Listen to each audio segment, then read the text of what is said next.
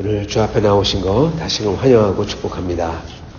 오늘 저희가 같이 보실 말씀은 신명기 30장 1절부터 10절 말씀입니다. 제가 받들도록 하겠습니다.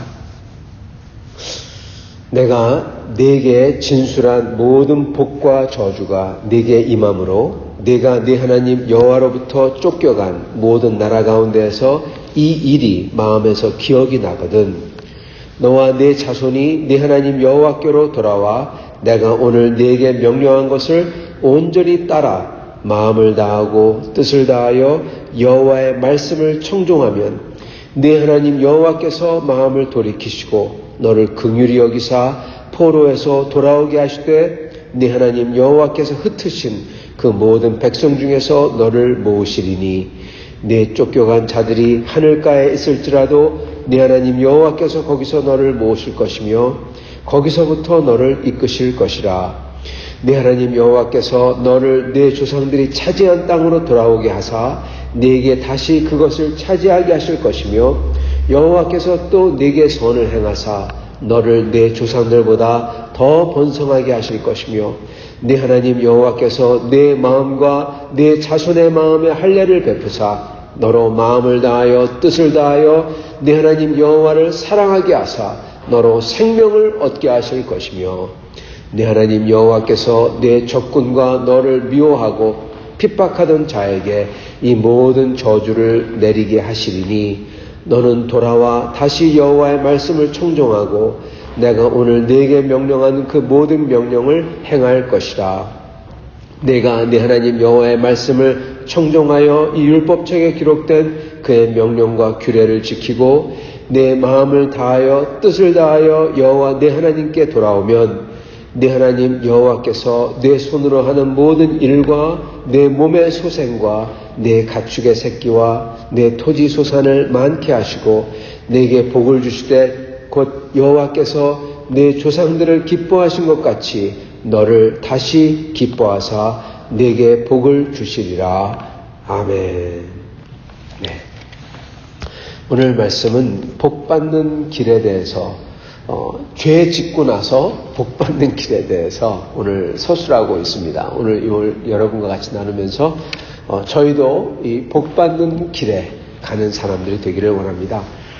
오늘 이 말씀의 배경은 저희가 신명기 29장을 읽지 않았는데 신명기 29장에서 이미 이스라엘 백성들이 하나님의 말씀을 지키지 않아서 이 포로로 잡혀가는 것, 바벨론 유수를 당하는 것을 예언하고 계십니다.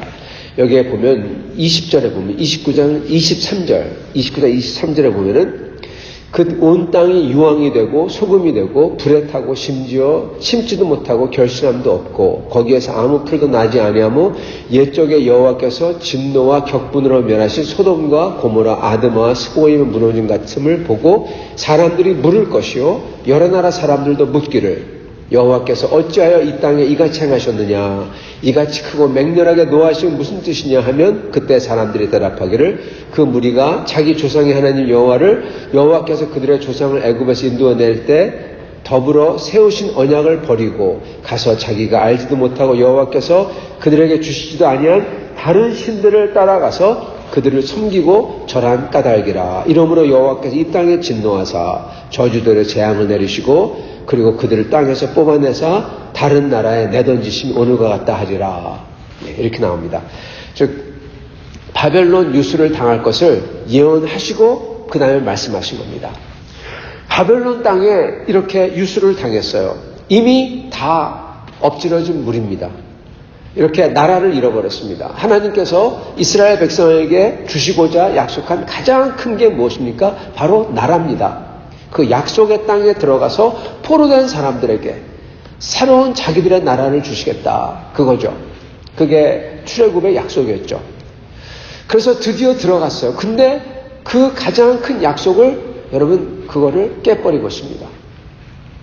하나님께서 그 이스라엘 사람들에게 가장 소중했던 것, 그 약속의 땅, 이거를 뺏기고 이걸 완전히 이제는 그 땅이 약속의 땅이 아니라 소금이 되고 유황이 되고 심어도 안 나오고 그런 땅으로 만들고 거기서 멀리 던져버렸다. 이제는 완전히 엎질러진 물 정도가 아니죠. 약속의 땅이 황폐한 폐허의 땅이 돼버리고, 그리고 그들은 약속의 땅에 들어가는 것 정도가 아니라 거기서 뽑혀가지고 안 나오려고 하는데 그냥 막 잡아당겨서 뽑은 겁니다. 뿌리까지 뽑아서 멀리 던져버리고 다시 돌아올 수가 없는 거죠. 우리는 역사를 통해서 이스라엘 백성이 20세기가 될 때까지 돌아오지 못한 것을 알고 있죠. 하나님께서는 지금 이스라엘 백성에게 이렇게 말씀하십니다. 이렇게 여호와를 섬기지 아니하고 우상 숭배를 하면 가나안에 있던 족속들처럼 똑같이 되는 거니까 너희들도 그렇게 멸망하리라. 그렇게 말씀하시고, 그리고 이스라엘은 가나안 족속처럼 되고 하나님께서 그들을 멸하셨다. 그걸 예언까지 하십니다.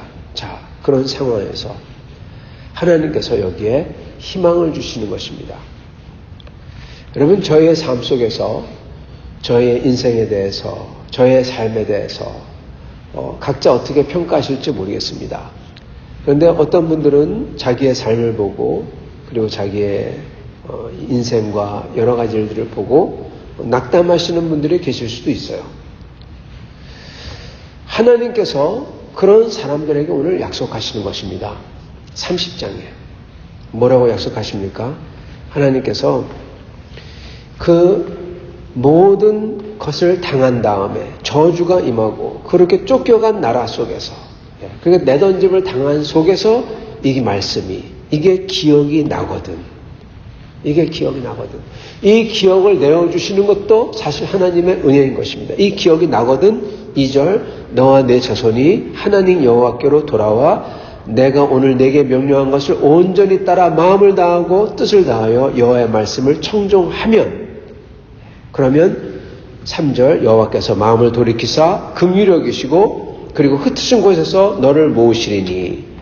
그런 다음에 끝에 가서 어떻게 하시겠다냐? 6절, 내 하나님 여호와께서 내 마음과 자손이 마음에 할례를 베푸사 너로 마음을 다하여 뜻을 다하여 내 하나님 여호와를 사랑하게 하사 너로 생명을 얻게 하실 것이라. 아멘. 여러분, 여기에 6절 말씀은요, 이거는 예수 그리스도를 뜻합니다. 예수 그리스도의 그 성령으로 새롭게 한 것을 뜻합니다. 이사야서, 예레미야서, 선지서에서 계속 누누이 예언하는 게 뭐냐? 너희에게 새 마음을 주사 너희에게 새 언약을 주실 거다. 너의 영혼을 새롭게 할 거다. 그래서 하나님을, 율법을 더 이상 따르지 않아도 되는, 율법이 저절로 지키는 사람들이 될 거다. 그렇게 예언을 하세요. 너에게 새 영을 주사, 성령이죠. 새 영을 주시고 새 마음을 주시고 계속 그렇게 예언을 합니다. 그게 지금 신명기 여기서부터 시작을 한다는 것입니다. 즉, 이 6절 말씀은 예수 그리스도께서 오셔서 우리에게 성령을 주시는 그 말씀을, 그 일을 지금 예언하고 있는 게 6절인 것입니다. 내 마음에 할례를 베푸사, 예수 그리스도께서 우리의 할례가 되시죠. 십자가에서 우리를 위해서 죽으시죠. 그래서 죄가 없어지고 죄가 잘라져 나가고 그리고 우리가 하나님 앞에 온전하게 되죠. 그래서 우리는 예수 그리스도의 십자가를 할례를 받았다. 그렇게까지 얘기하는 겁니다. 성경에서는. 그리고 우리가 하나님을 사랑할 수 있게 된다. 그냥 단순히 바리새인이나 사두개인처럼 그렇게 종교 생활이 아니라 하나님을 정말 사랑할 수 있게 된다.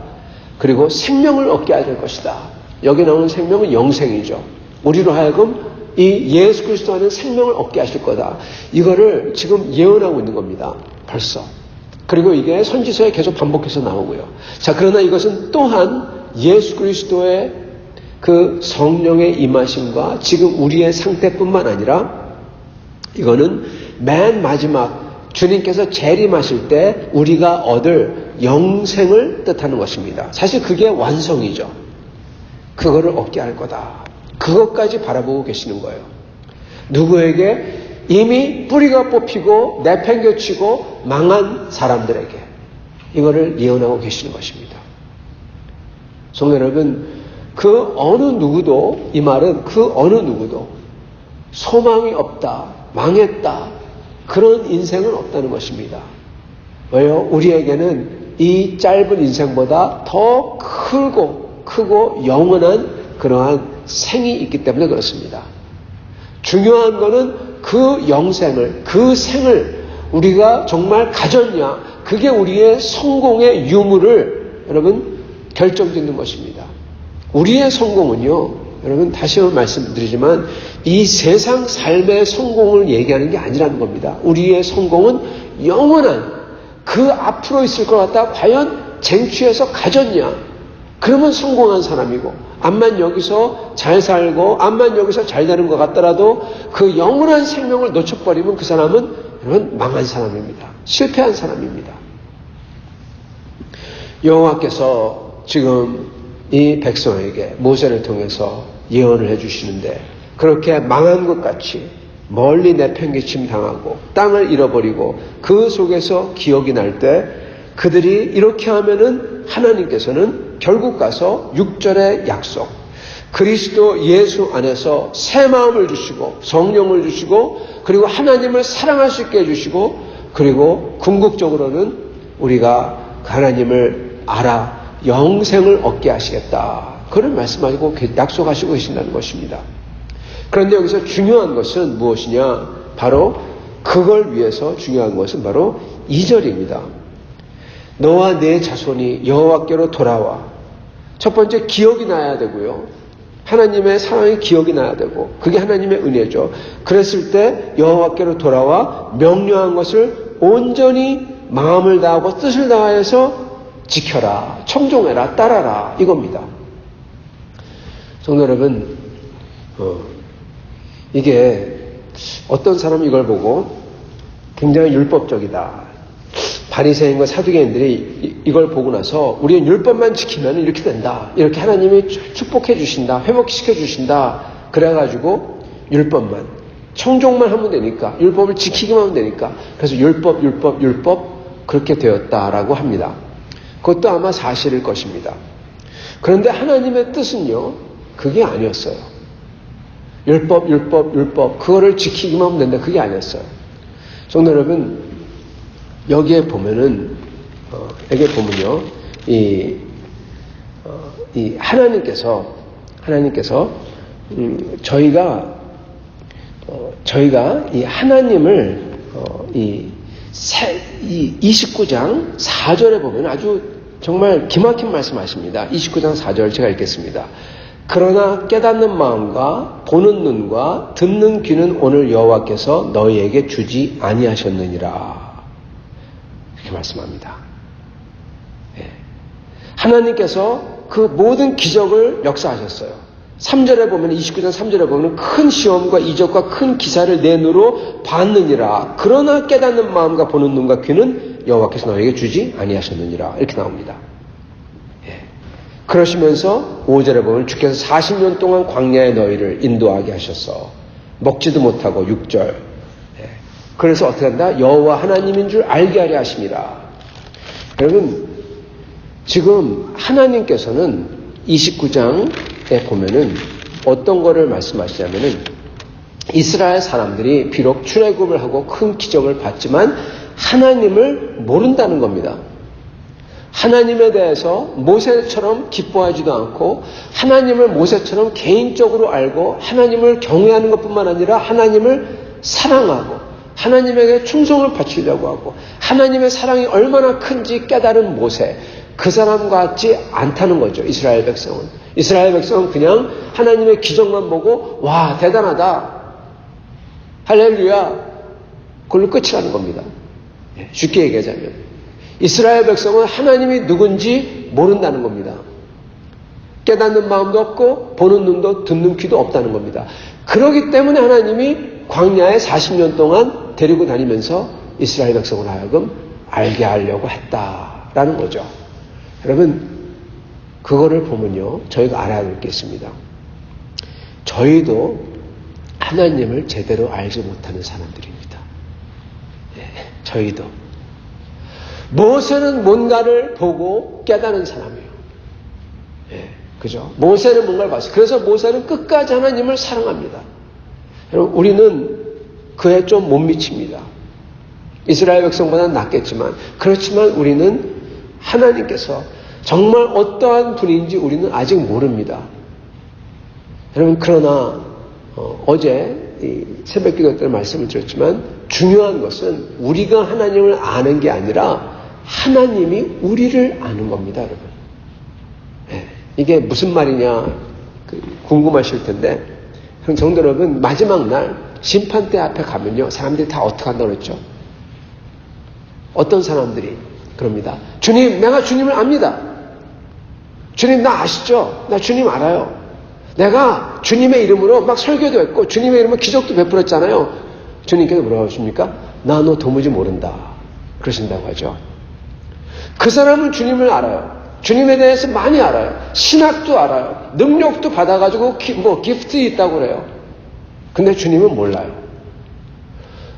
그 사람이 우리가 주님을 아는 게 중요한 게 아니라 주님이 나를 아는 게 중요하다는 겁니다, 여러분. 네, 그게 중요해요. 근데 누구 보러 주님이 아신다고 그러시죠? 그 사람은 주님을 잘 모르는 것 같아요. 쭈삣쭈삣해요. 근데 주님이 칭찬하고 내가 너를 안다고 그래요. 그 사람이 뭐라고 합니까? 내가 배고팠을 때 와서, 내가 헐거웠을 때 와서, 내가 감옥에 갇혔을 때 와서 그렇게 말씀하시죠. 근데 그 사람이 그러죠. 주님, 내가 언제 그랬어요?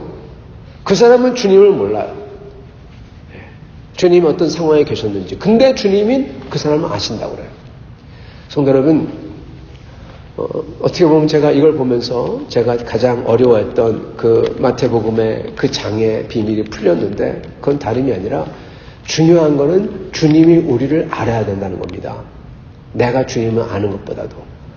즉, 우리가 설교를 많이 듣고 주님에 대해서 많이 배우고 신학을 하고 그런 게 중요한 게 아니라 주님이 나를 아는 게 중요하다는 거예요. 어떻게 하면 주님이 나를 알까요?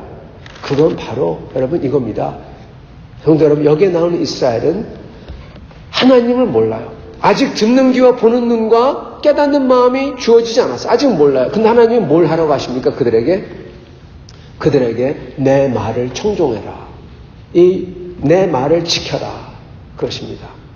그러면서 광야를 40년 동안 인도해요. 이게 무슨 말이냐? 성도 여러분, 몰라요. 모르기 때문에 뭘 합니까? 믿어야 돼요. 예. 모르기 때문에 그냥 믿는 겁니다.